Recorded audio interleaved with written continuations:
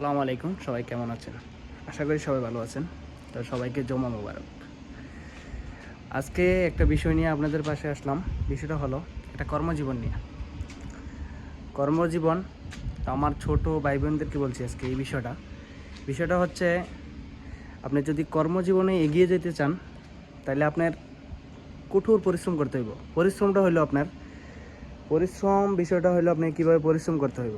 যখন আপনার 15 বছর বয়স আসে, 15 বছর বয়সে আপনি তখন মেয়েদের পিছিয়ে আপনার সময়টা না নষ্ট করে আপনি যদি পড়াশোনায় ভালো করে মন দেন বা কিছু করার চেষ্টা করেন তাহলে আপনি অনেক এগিয়ে যাবেন।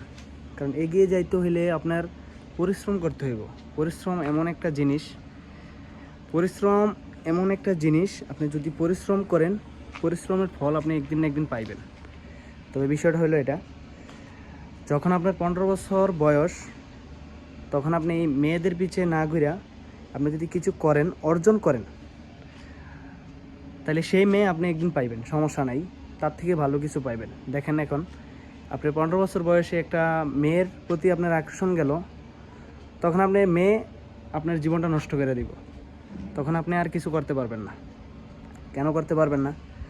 যখন মেয়ের প্রতি আপনার নেশা যাবে তখন আপনার কাজকাম ভালো লাগবে না, কোনো কিছু ভালো লাগবে না। তখন দেখবেন যখন আপনার 20 বছর 18 বছর হয়ে যাবে তখন আপনার চাকরি নাই, কোনো কিছু নাই, তখন আপনি আর এই মেয়েটা পাইবেন না। কি লেগা? তার অন্য জায়গায় বিয়ে হয়ে যাবে। কি লেগা? আপনি কিছু করতেন না, আপনার চাকরি নাই, কেরিয়ার নাই। আপনার চাকরি না থাকলে, আপনার কোনো কিছু না থাকলে আপনার কাছে কি সে মেয়ে দিব না। তাইলে যদি এখন দেখেন, আমি পড়াশোনা শেষ করার পরে আমি বিদেশে বাড়ি দিলাম। এখন বিদেশে আছি। বিদেশ থেকে যাওয়ার পরে একসময় আমরাও অনেক কিছু করছি এমন। তো তারা তো আমরা পাই না, তারা বিয়ে শাদী হয়ে গেছে অনেক কিছু। তো এখন বিদেশে আসছি। এখন বিদেশ থেকে গেলে আমাকে যে কোনো ফ্যামিলির মেয়ে বিয়ে দিবে, কারণ আমার কেরিয়ার আছে, কারণ আমি টাকা অর্জন করি, কারণ আমার ইনকাম আছে। আমাকে যে কোনো জায়গা থেকে বিয়ে শাদী আমার কাছে দিব। তাহলে আপনারও মেয়েদের পিছিয়ে সময় না নষ্ট করে নিজের কেরিয়ারের প্রতি, পড়াশোনার প্রতি, এগুলোর প্রতি আপনারা আকর্ষণিত হন। যদি আকর্ষণিত হন এগুলোর প্রতি, তাহলে দেখবেন আপনার জীবন অনেক উজ্জ্বল হয়ে যাবে।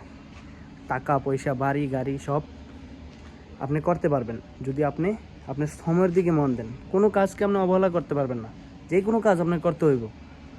কাজ যদি আপনি করেন, কাজের শ্রম আপনার সাথে কোনো সময় বেইমানি করবে না। কোনো সময় আপনার সাথে শ্রম বেইমানি করবেন। তো ভাই, আপনাদেরকে বলি, যারা এখনও এই মেয়েদের পিছনে পড়ে আছেন, নিজের সময়গুলো নষ্ট করছেন, পড়াশোনা না করে